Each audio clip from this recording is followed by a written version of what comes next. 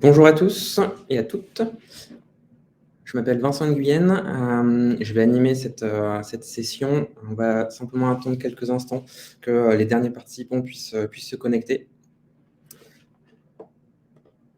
En attendant, je vous invite à découvrir l'application et notamment le petit onglet questions qui est en bas à droite de votre écran. Il y a deux onglets, il y a un onglet chat, un onglet questions.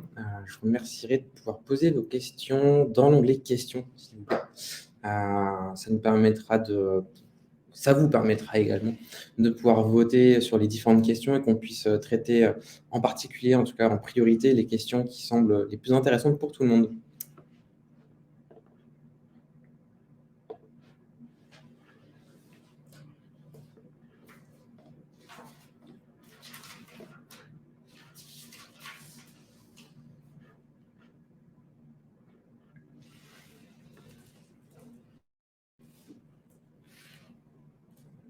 Je propose d'attendre quelques instants. Je vois qu'il y a pas mal de monde qui est en train de se connecter.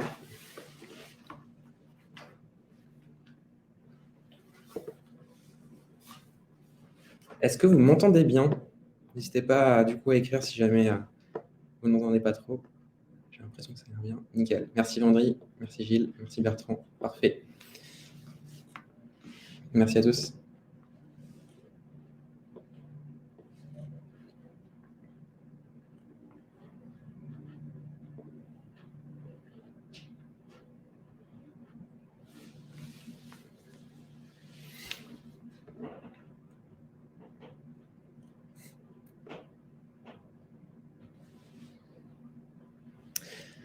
Parfait, écoutez, il est 16h01, je vois qu'il y en a déjà pas mal de personnes connectées, donc je propose qu'on démarre. Donc, du coup, bonjour à tous, je m'appelle Vincent Nguyen, je suis actuellement en freelance en cybersécurité. Ça fait à peu près 1 an et demi que je suis freelance. Auparavant, j'ai passé un peu plus de 11 ans au sein du cabinet de conseil Wavestone, où j'ai créé et dirigé ce qu'on appelle le CERT Wavestone. CERT, ça veut dire Computer Emergency Response Team. Globalement, c'est une équipe qui est toujours dédiée à la réponse aux incidents de sécurité et à la gestion de crise d'origine cyber. Je rejoindrai d'ici bientôt 1 mois à Stoic en tant que Head of Cyber, c'est-à-dire que j'aurai plusieurs responsabilités. Je serai notamment RSSI, donc responsable sécurité interne de Stoic. Je serai également en charge de l'équipe de réponse aux incidents de sécurité pour les clients assurés de Stoic. Et je jouerai également un rôle dans la construction des produits et des services de sécurité qui seront mis à disposition des clients assurés. Donc aujourd'hui, on va parler de réponse à incident dans le cadre d'une cyberattaque. Hop. Avant de commencer, forcément, je vais vous parler un petit peu de cyberattaque. Évidemment, je vais peut-être enfoncer une porte ouverte pour certains, mais tous les secteurs aujourd'hui sont ciblés par des cyberattaques. Quand je dis tous, c'est vraiment tout le monde et tout type d'organisation également. Qu'on soit une multinationale, qu'on soit une TPE, une PME, une ETI, peu importe, aujourd'hui, on est la cible de cyberattaques. Dans le domaine financier, dans la santé, et je pense qu'aujourd'hui, on entend beaucoup parler de la santé, mais il n'y a pas que eux, heureusement, malheureusement, en tout cas, qui sont attaqués. C'est vraiment tous les secteurs qui sont aujourd'hui ciblés. En termes de volume, on identifie en moyenne une dizaine d'attaques qui sont rendues publiques par jour. Pour une attaque qui est rendue publique, il faut bien imaginer qu'on en a des dizaines qui ne le sont pas. Donc, je vous laisse imaginer un petit peu ce que ça peut représenter d'un point de vue volume d'attaque globale. Et bien sûr, 80% des attaques ont une motivation purement financière. Ce qui veut bien dire que les attaquants ont bien compris qu'ils voulaient se faire de l'argent au travers de cyberattaques. On va voir comment ils font ça et pourquoi est-ce qu'ils font ça. Mais globalement, ça reste bien cette motivation-là qui est la principale aujourd'hui. Également, petite phrase que vous pouvez lire de Guillaume Poupard, le futur ancien directeur général de l'ANSSI, donc l'ANSSI qui est l'Agence nationale pour la sécurité des systèmes d'information, notre agence française de cybersécurité, qui nous dit que les ETI sont clairement un angle mort et constituent des cibles de choix pour les cybercriminels. Bien sûr, les grandes entreprises, les grandes organisations, elles investissent massivement depuis pas mal d'années maintenant dans leur cybersécurité, ce qui fait qu'elles commencent à avoir un niveau de maturité en cybersécurité qui est plutôt satisfaisant, en tout cas qui permet de déjouer en bonne partie les attaques des cybercriminels. Là où les ETI, les PME sont plutôt une cible très intéressante pour les cybercriminels, étant donné que le niveau de maturité est souvent assez faible, voire très faible dans ce domaine-là. Quelques exemples de cyberattaques, typiquement sur des ETI et PME. Tout d'abord, le groupe Leader, qui est une société d'intérim, avait été victime, il y a quelques temps de ça, d'une attaque par ransomware, c'est-à-dire une attaque qui allait chiffrer les données utilisées par cette organisation-là, cette société-là. Ce ransomware a été introduit dans le système d'information grâce à du phishing qui avait été effectué envers un collaborateur de la société Leader. Alors, ce qui est malheureusement très dommageable pour cette société, c'est que cette attaque s'est produite au moment où ils devaient payer leurs intérimaires et leurs collaborateurs. Ce qui fait que, malheureusement, outre la crise technique, la crise un peu métier forcément, ils ont également une crise sociale, étant donné qu'ils n'ont pas été en capacité de payer 13 000 intérimaires. Donc, c'est quand même assez important comme type d'impact. Autre exemple, Lise Charmel, c'est une maison de lingerie, a été également victime d'une attaque par ransomware. Alors, c'était il y a bientôt 2 ans, même il y a 2 ans, ce qui avait occasionné une paralysie complète de leur système d'information. Donc, pendant 1 mois, ils n'ont pas du tout pu travailler. Le mois qui a suivi, ils ont commencé à réouvrir leur capacité de vente. Petit à petit, ils ont pu réouvrir leur capacité de production. Malheureusement pour eux, ils ont tout de même passé 2 fêtes très importantes dans leur secteur, à savoir Noël et la Saint-Valentin. Donc, sur ces 2 grands événements-là, ils n'ont pas pu vendre leurs différents produits. Ce qui fait que par la suite, ils ont décidé de se placer en redressement judiciaire pour essayer de préserver leur entreprise. Heureusement, aujourd'hui, ils ont réussi à survivre grâce à cette mise en redressement judiciaire, mais ça leur a fait énormément de mal. Enfin, dernier exemple, celui de la CDER, qui est une société d'expertise comptable. Alors pour le coup, eux, ils n'ont pas été directement attaqués dans le sens où leur système d'information n'a pas été chiffré, ils n'ont pas eu de ransomware, typiquement. Par contre, ils ont vécu une cyberfraude. C'est-à-dire qu'une personne, un individu malveillant, un groupe d'individus malveillants, a voulu les escroquer et a même réussi à leur escroquer jusqu'à 14,7 millions d'euros. Donc quasiment 15 millions d'euros de volés ou de détournés, tout simplement via une attaque qu'on appelle la fraude au président ou FOVI, les faux ordres de virements internationaux. Qu'est-ce que c'est ? Globalement, c'est quand on va se faire passer pour le président d'une société ou pour le directeur financier d'une société et on va faire pression sur les personnes qui sont censées réaliser les virements de grandes sommes d'argent. On fait pression sur eux pour qu'effectivement, ils payent sur un RIB, sur une autre organisation qui n'a pas l'habitude de faire. Et donc, c'est typiquement ce qui s'est passé, c'est-à-dire que le groupe malveillant ou l'individu malveillant a fait pression sur le directeur financier et d'autres collaborateurs du service financier et a réussi à se faire virer 14,7 millions d'euros. Donc, encore une fois, différents types d'attaques.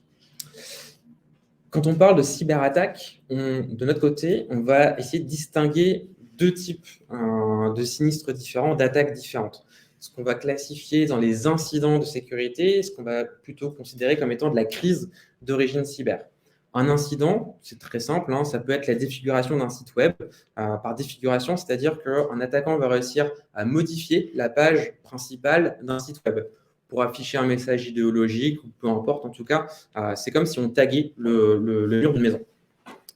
Donc ça va rester plutôt un incident. Par contre, tout incident peut devenir une crise.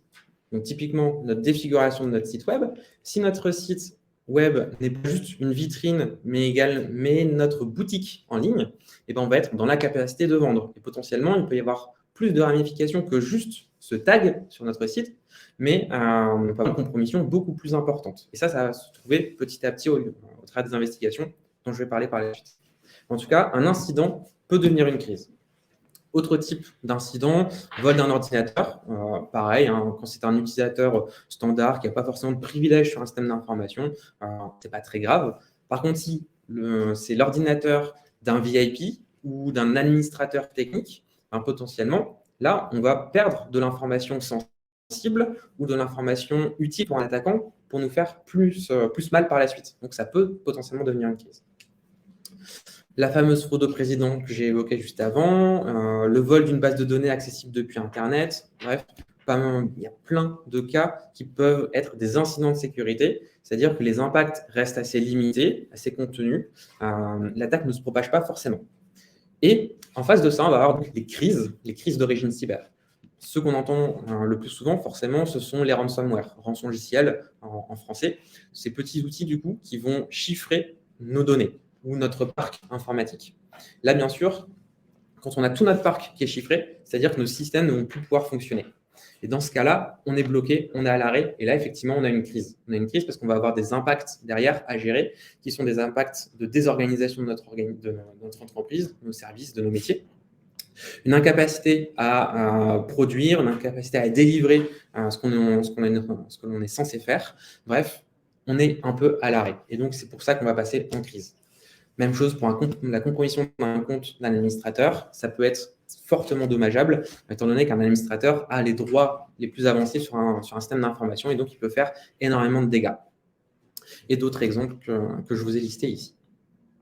Alors, mais comment les attaquants s'y prennent finalement pour mener des attaques? Alors, je vous renverrai vers le webinaire précédent qu'avait animé mon ancien et futur collègue Corentin Grune. Vous pourrez trouver sur YouTube sur la chaîne Stoic la vidéo. Globalement, il reprend les mécanismes utilisés par les attaquants. Je vais essayer de vous le condenser ici. Globalement, une attaque commence toujours par les mêmes actions, à savoir de la reconnaissance. C'est-à-dire que le groupe attaquant va chercher à identifier des vulnérabilités sur les entreprises. Ça peut être des vulnérabilités techniques, comme ça peut être des vulnérabilités humaines. C'est-à-dire qu'il va rechercher les personnes qui sont membres d'une organisation pour voir comment est-ce qu'on va pouvoir les attaquer, ces personnes-là. Une fois qu'on a trouvé des vulnérabilités, qu'elles soient techniques ou humaines, l'attaquant va rentrer dans une phase qu'on va appeler l'armement. C'est-à-dire qu'il va construire ses outils ou potentiellement il va acheter des outils pour exploiter les vulnérabilités techniques ou humaines. Une fois qu'il a son arme, il va l'utiliser. Donc, il va rentrer dans la phase d'intrusion sur votre système d'information. C'est le moment où il va mettre un premier pied dans votre système d'information. À partir de là, il va chercher à faire ce qu'on va appeler des mouvements latéraux, c'est-à-dire qu'il va vouloir se propager dans votre système, il veut se connecter à d'autres machines. Et puis, il va vouloir essayer de faire une élévation de privilèges, c'est-à-dire qu'il va vouloir obtenir des droits d'administration plus avancés sur votre système. Son objectif, c'est de maîtriser votre système à votre place. Donc, il veut devenir, dans notre jargon technique, on appelle ça être administrateur du domaine en général. C'est vraiment une action technique qui fait qu'on a les clés de l'ensemble du système d'information. À partir de là, l'attaquant, quand il veut faire plutôt du rançongiciel, il va commencer par une petite étape d'exfiltration de données en masse. C'est-à-dire qu'il va voler toutes les données sur lesquelles il va tomber. Peu importe que ce soit le menu de la cantine, ou que ce soit de la donnée stratégique, la donnée à caractère personnel, de la donnée bancaire, peu importe, il amasse toutes ces données-là, il les sort de votre système d'information. Et ensuite, il va chiffrer toutes ces données.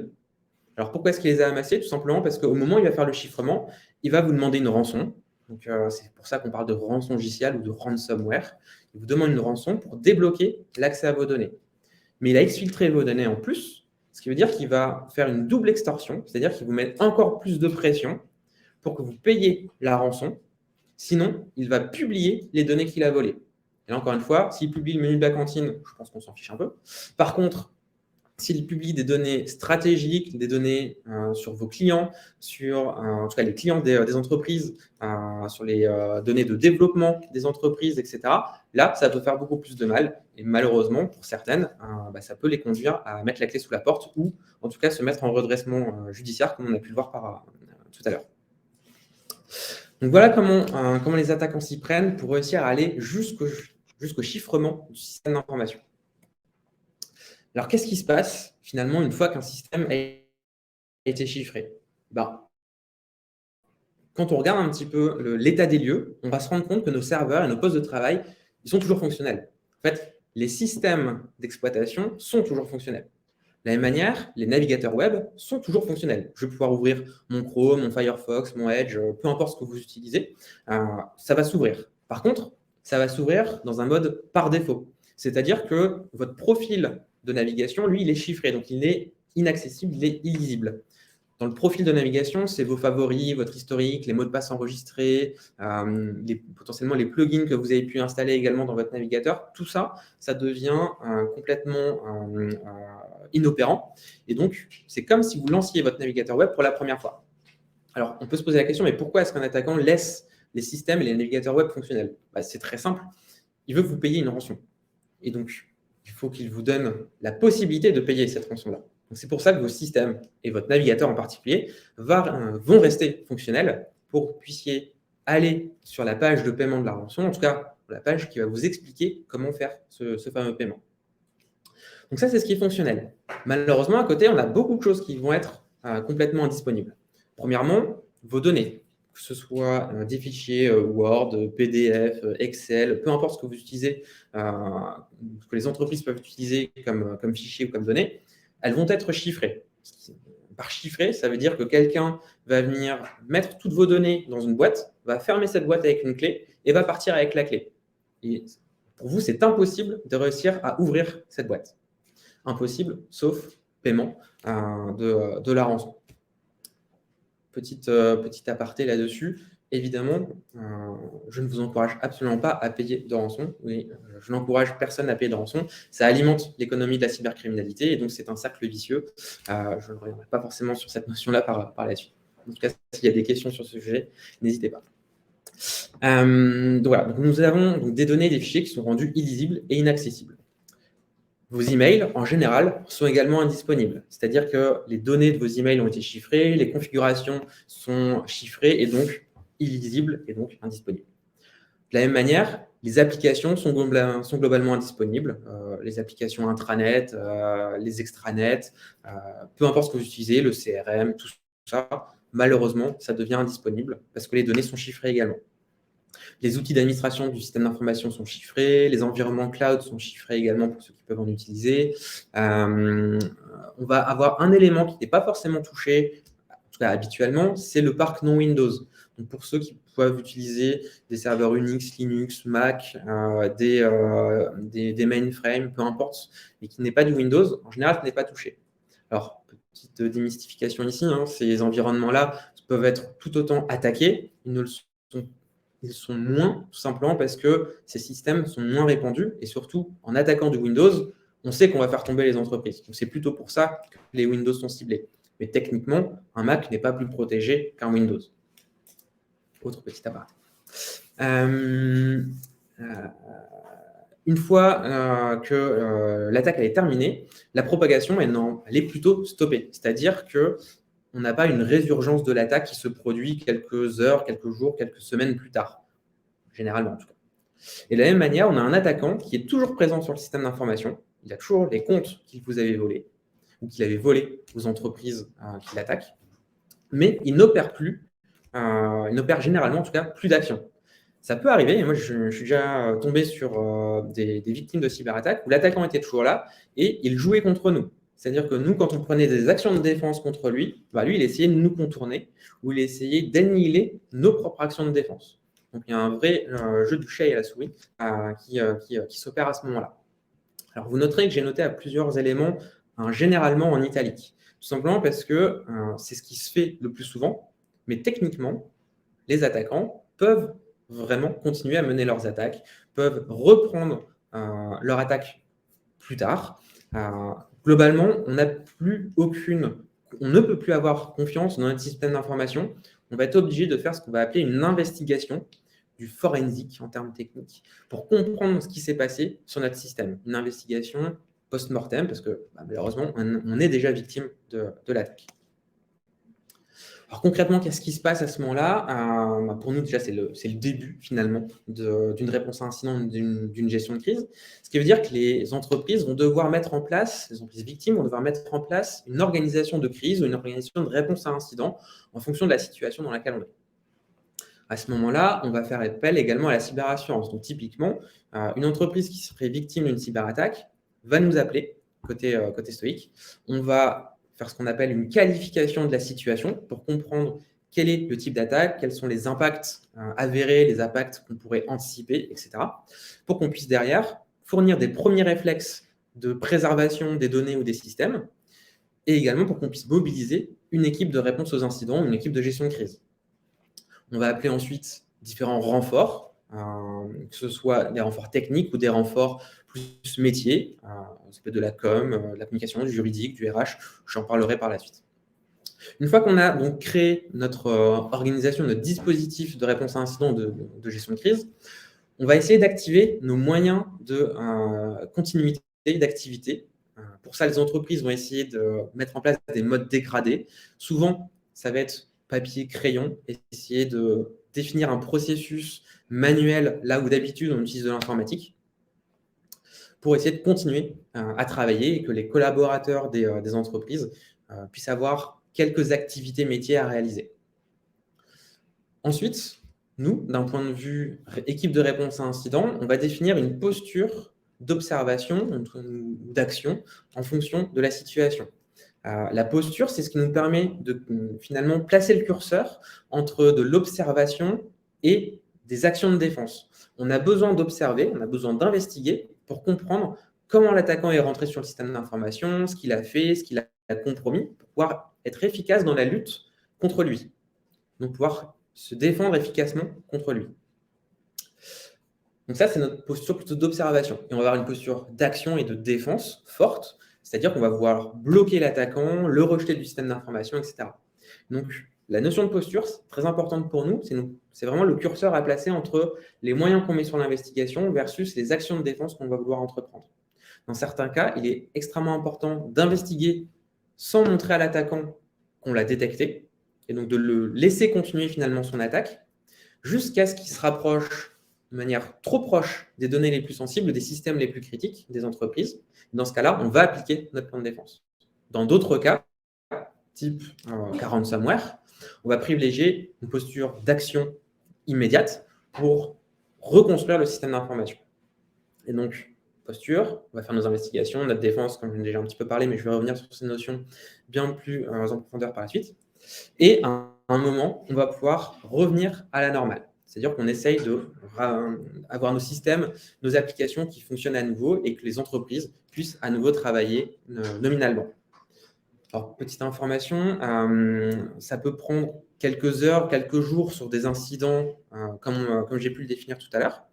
Et sur des crises, par contre, ça peut prendre bien plus de temps. Ça peut prendre des jours, des semaines, voire des mois de réponse à incident, en tout cas de gestion de crise, notamment dans les situations de ransomware.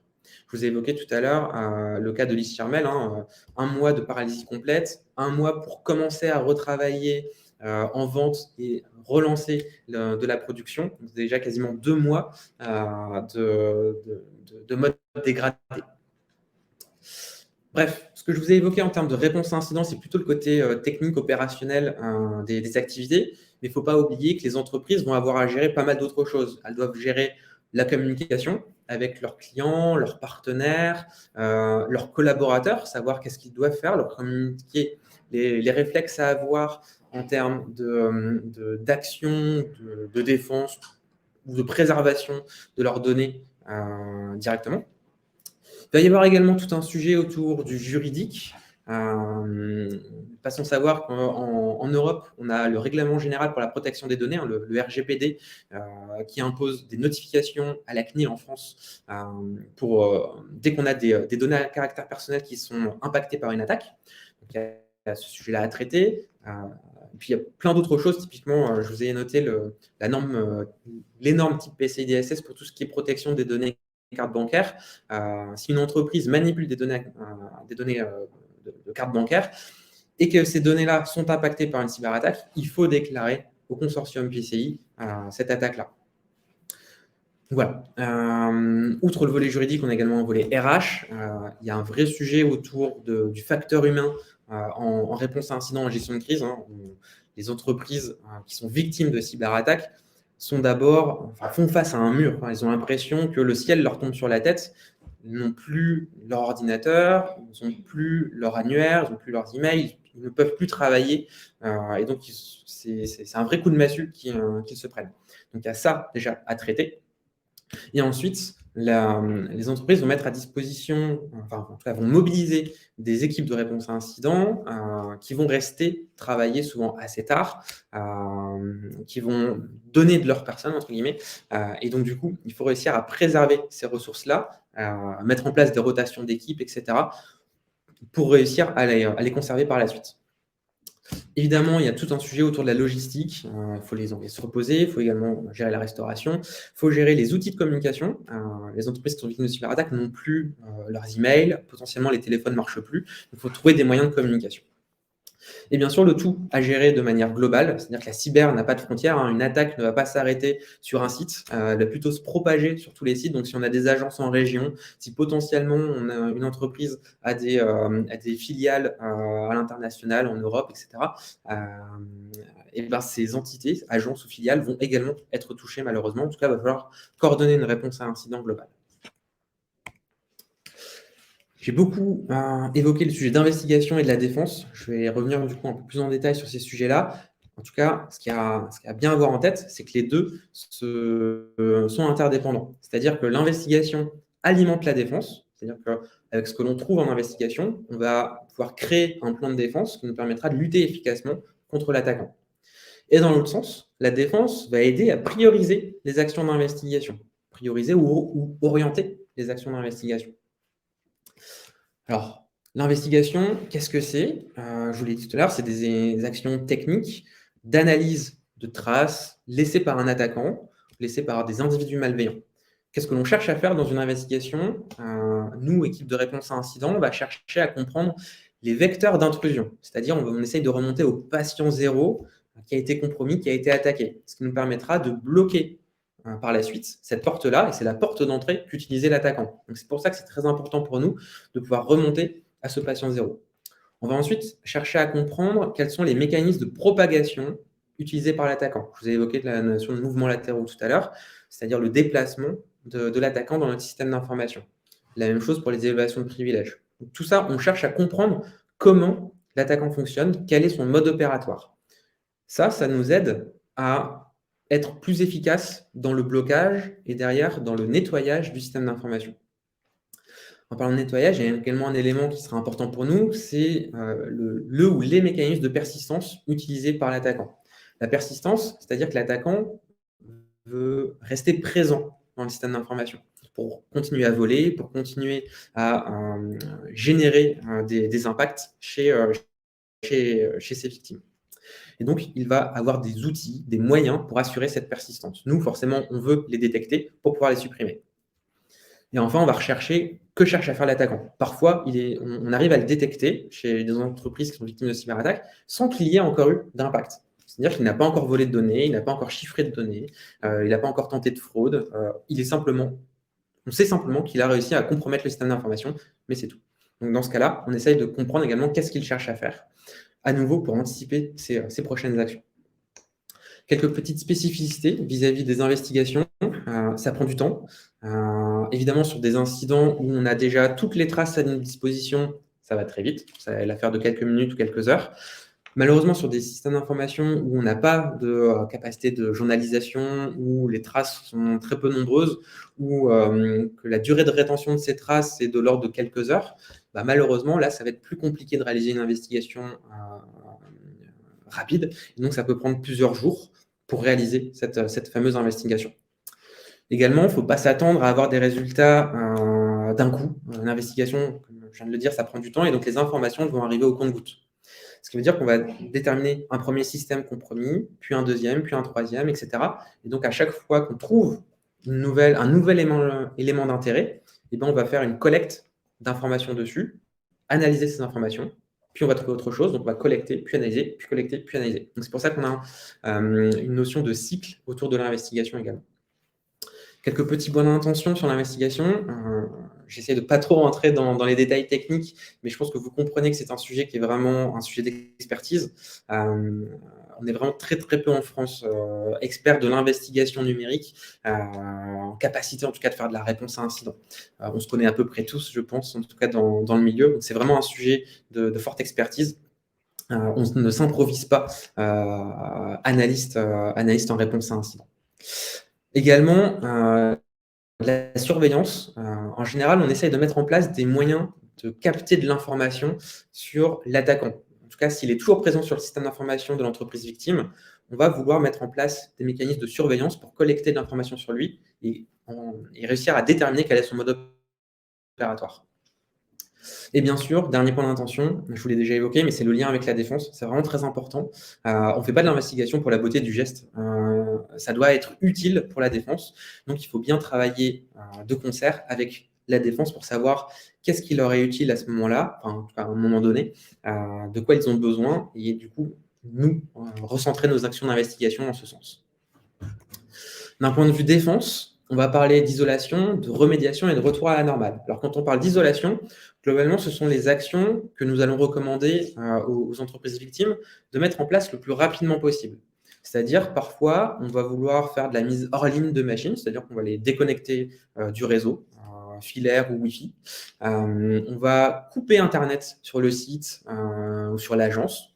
On va se couper des partenaires. Donc, tous les liens qu'on pourrait avoir avec des partenaires ou des clients potentiels, mais on va les couper parce qu'on ne veut pas propager une attaque vers les partenaires, ou dans l'autre sens, c'est peut-être un partenaire qui est en train de nous infecter. Et enfin, pour les entreprises qui sont on va dire, un peu plus matures, on va pouvoir être un peu plus fin dans ce qu'on appelle la segmentation du réseau, c'est-à-dire créer des blocs de réseau pour pouvoir plus facilement isoler l'attaquant dans un de ces blocs du réseau. Donc tout ça, ça sert l'isolation, c'est-à-dire qu'on veut empêcher l'attaquant de se propager et d'aller plus loin dans notre système d'information. Une fois qu'on a fait nos actions d'isolation, qui sont plutôt des mesures réflexes habituellement, on va passer dans notre phase de remédiation. Grâce aux investigations qu'on a pu faire, on récupère toute cette matière-là pour mener nos actions de durcissement initial. Durcissement initial, c'est-à-dire qu'on va essayer d'élever notre niveau de sécurité en sachant que l'attaquant est potentiellement toujours là. Donc, on élève notre niveau de sécurité pour l'empêcher de continuer à faire ses actions. Ensuite, on va faire des actions d'assainissement, c'est-à-dire qu'on va rejeter l'attaquant du système d'information, on va nettoyer ces mécanismes de persistance, on va fermer la porte d'entrée qu'il utilisait, donc son vecteur d'intrusion, ce qui nous permet vraiment d'être sûr et certain que l'attaquant n'est plus présent dans notre système d'information. Et ensuite, on va faire nos actions de durcissement post-assainissement. C'est tout simple, mais on a certaines actions qui nécessitent que l'attaquant ne soit plus là. Exemple très simple, le renouvellement des mots de passe. Si l'attaquant est présent dans notre système d'information, il a volé des mots de passe de nos utilisateurs ou de nos administrateurs, en tout cas de l'administrateur des entreprises.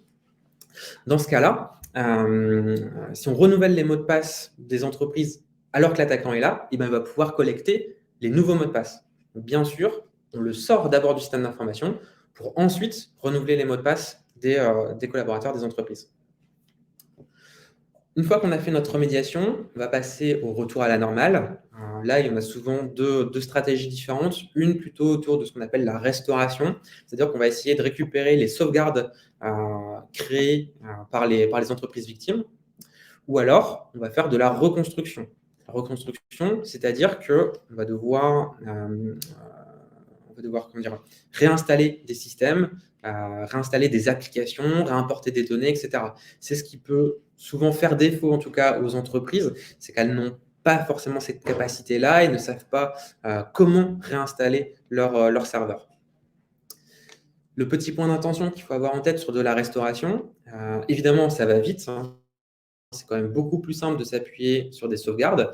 Par contre, il faut être en capacité de s'assurer que les sauvegardes ne sont pas compromises, ne sont pas déjà infectées par l'attaquant. Donc ça, c'est un travail qu'on doit faire également avec les entreprises qui sont victimes de cyberattaques. Donc, je vous ai déjà pas mal parlé du coup des spécificités finalement d'un incident, d'une crise cyber. Globalement, il y a la notion de double temporalité. Quand une entreprise démarre sa réponse à un incident, l'attaquant a déjà terminé son attaque. Déjà, l'attaquant a gagné finalement, alors que l'entreprise commence à travailler sur sa réponse à incident. Autre chose, le flou. Les attaques sont extrêmement compliquées. On navigue à vue quand on est en réponse à incident. Donc, un certain flou autour de la réponse à incident, en tout cas de ce qui est en train de se passer. Potentiellement, on a un attaquant qui est toujours dans nos murs, qui peut nous faire du mal, qui peut réagir face à nos propres actions. Donc, faut l'avoir en tête et c'est un élément qui est très important quand on travaille avec des entreprises victimes, c'est vraiment de leur expliquer que l'attaquant est potentiellement toujours là. Également, ces entreprises vont avoir de nombreux impacts différents, impacts d'organisation, impacts financiers directs et indirects, avec des amendes, des pénalités par la suite, de la communication à gérer, du RH à gérer, du juridique à gérer. Donc, il y a vraiment beaucoup de choses à gérer pour ces entreprises qui vont être victimes. Et donc, c'est vraiment très important de déjà savoir qu'il va y avoir tout ça à traiter et pouvoir mettre en place une organisation qui permettra de le traiter efficacement. Et bien sûr, une notion de continuité. Ces entreprises, souvent, se retrouvent sans informatique, en tout cas sans informatique habituelle. Et donc, il faut trouver des moyens pour continuer à travailler. Le moyen classique, c'est le papier et crayon, mais il peut y avoir d'autres choses. Ça se prévoit. Alors justement, en termes de préparation, comment on peut faire pour éviter de se faire attaquer? Alors, ça, malheureusement, ça va être compliqué de ne pas être attaqué. En revanche, on peut essayer d'éviter de ne pas être une cible facile et on peut essayer de se préparer à faire face à des cyberattaquants.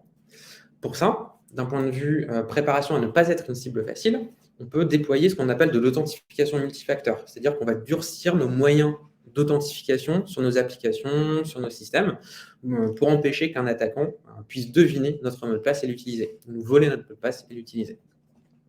Pareil, on peut s'entraîner à détecter des phishing pour être sûr de pouvoir les repérer et que les entreprises ne tombent pas dans le panneau finalement du phishing.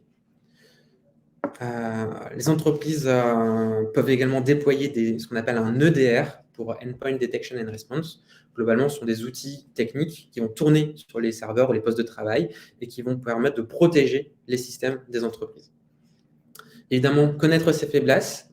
Pour ça, il suffit de faire des scans de vulnérabilité sur les systèmes d'information des entreprises pour savoir où est-ce qu'on peut être vulnérable et par où un attaquant passerait pour attaquer telle ou telle entreprise. Et bien sûr, quand on connaît ces faiblesses, on peut également essayer de les corriger. Et donc, les entreprises doivent essayer d'appliquer les correctifs de sécurité. Il y en a qui sont publiés assez régulièrement.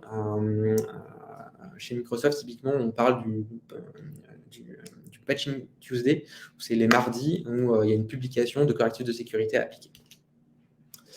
Pour être prêt au combat, c'est déjà de mettre en place un dispositif de gestion de crise ou de réponse à incident. Donc, les entreprises doivent se préparer à mettre en place ce type de dispositif.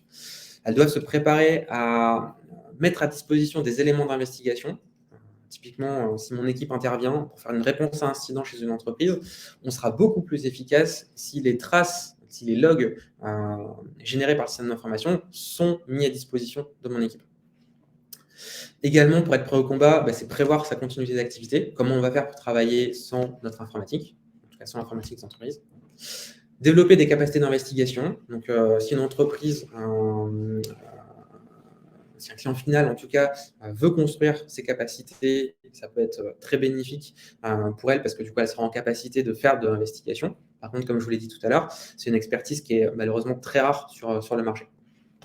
De la même manière, pour être efficace et lutter contre des cybercriminels, le mieux, c'est de comprendre leur mode opératoire. Donc, pour ça, il faut passer du temps à apprendre comment ils fonctionnent pour pouvoir lutter efficacement contre eux par la suite.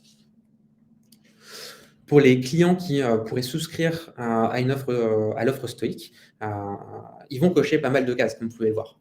Typiquement, côté équipe cyber Stoic, on va aider les clients à mettre en place leur authentification multifacteur. On va leur mettre à disposition une plateforme qui va les entraîner à détecter des phishing. On va faire des scans de vulnérabilité pour leur permettre d'identifier leurs faiblesses. On va les aider et les accompagner dans l'identification des correctifs de sécurité qu'ils doivent mettre en place de manière urgente. Et au moment où il va y avoir un incident de sécurité et qu'ils vont nous appeler, nous, on va mettre à disposition notre propre organisation, nos propres ressources pour aider ces victimes à réaliser leur réponse à incident. On va du coup aider en amont l'identification des bons éléments qui sont nécessaires pour notre investigation, donc les bons logs à générer, comment le faire, où les centraliser, etc. On va aider ces entreprises, dans le cadre de leur continuité d'activité, à créer leur plan de continuité d'activité, le PCA. Et pour le coup, c'est nous qui allons représenter les capacités d'investigation et on vient forcément avec notre connaissance des modes opératoires, tout ce que l'on peut apprendre sur eux, comprendre sur ces attaquants. C'est notre travail quasi quotidien finalement.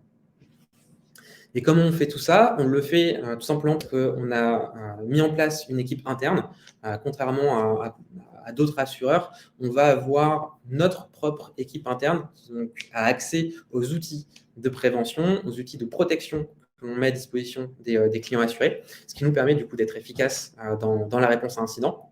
En plus de ça, on a souhaité fortement automatiser nos activités de réponse à incident, en tout cas sur les incidents qui sont automatisables, bien sûr, dont certains que j'ai pu citer au début de ce webinaire.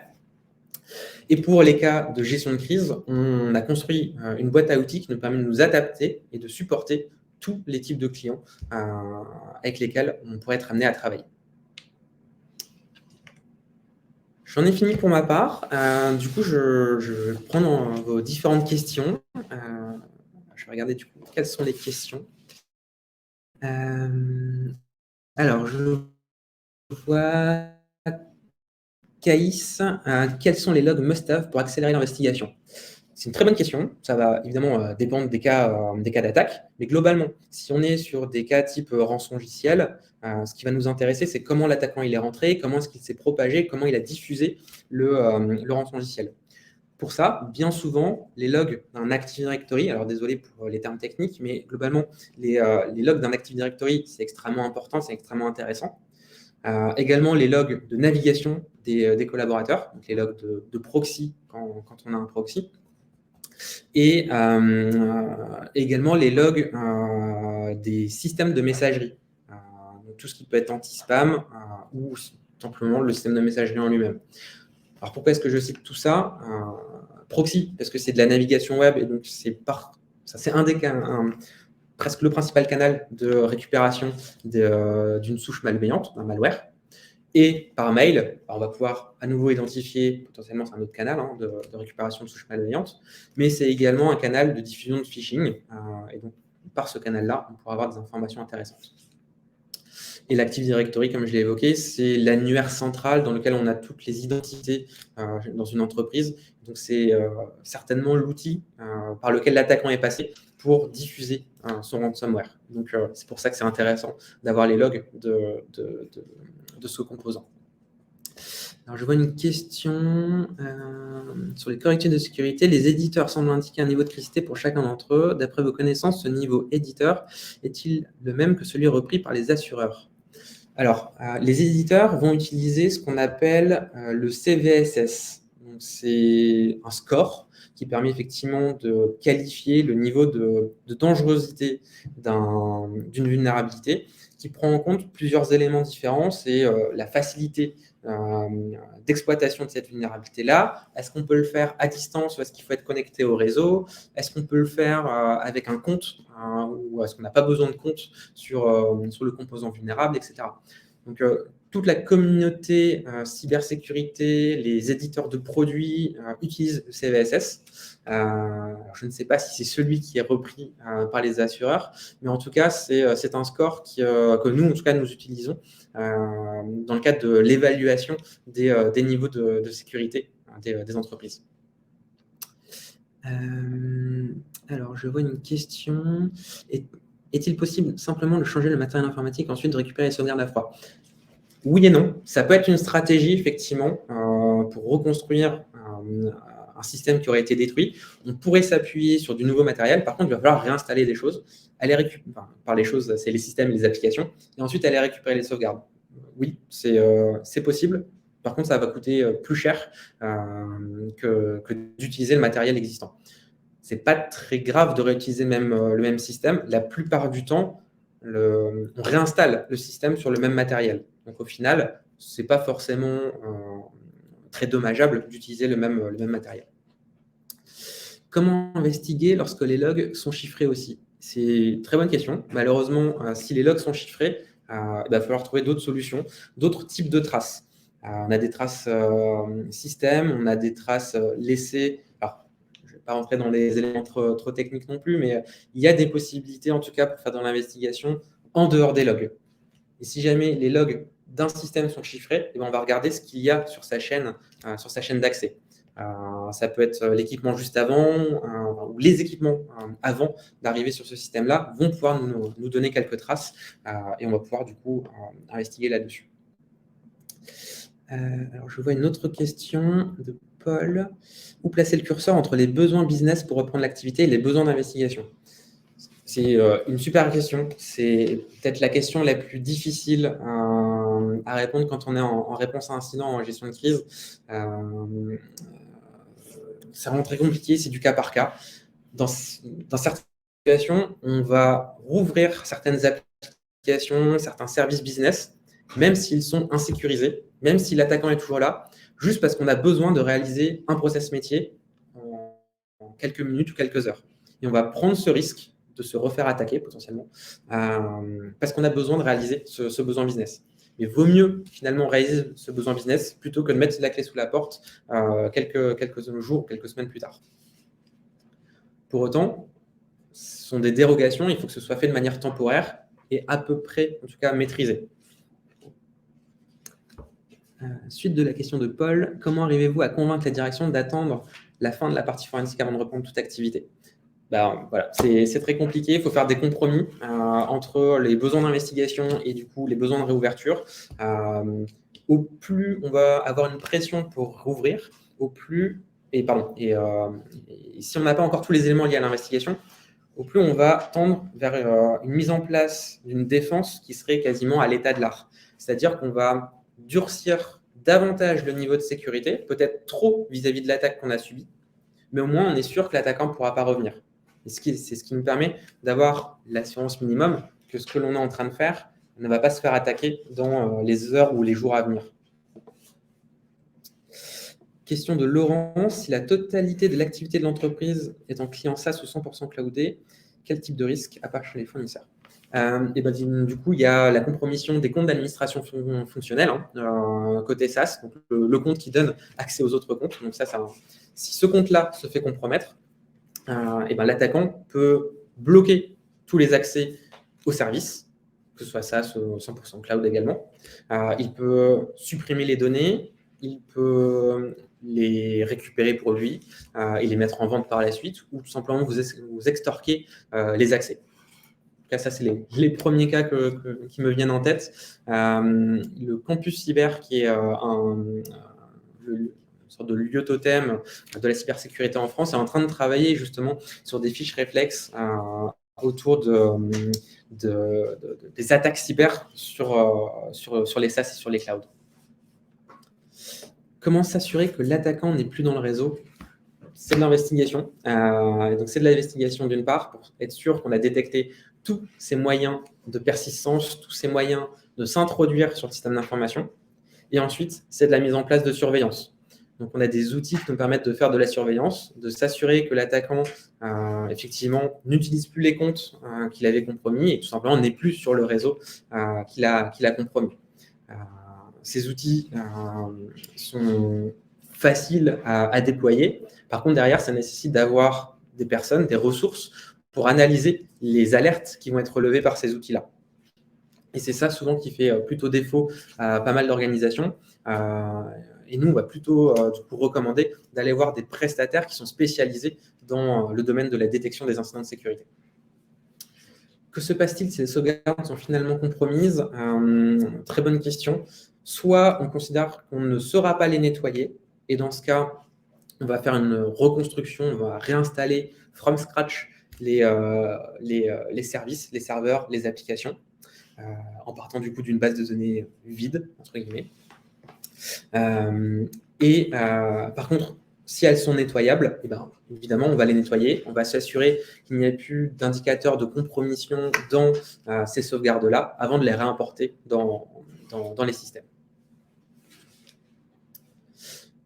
J'ai l'impression qu'on n'a plus de nouvelles questions. Je pense avoir fait le tour de toutes les questions, en tout cas, qui étaient postées sur le canal questions. Ouais, ça a l'air bon. Du coup, je vous propose de clôturer ce webinaire. Je vous remercie en tout cas pour votre participation, pour les questions hyper intéressantes. J'espère avoir pu répondre en tout cas à tout ceci. Vous recevrez du coup par mail le lien de la vidéo d'ici, je crois. Si jamais vous avez quelconque question, n'hésitez pas à revenir vers moi. Vous avez l'adresse de contact qui est indiquée. Donc, n'hésitez pas en tout cas. Je pourrais vous aider à démystifier tout ce qui peut y avoir autour de la réponse à incident dans le cadre d'une cyberattaque. Merci à tous.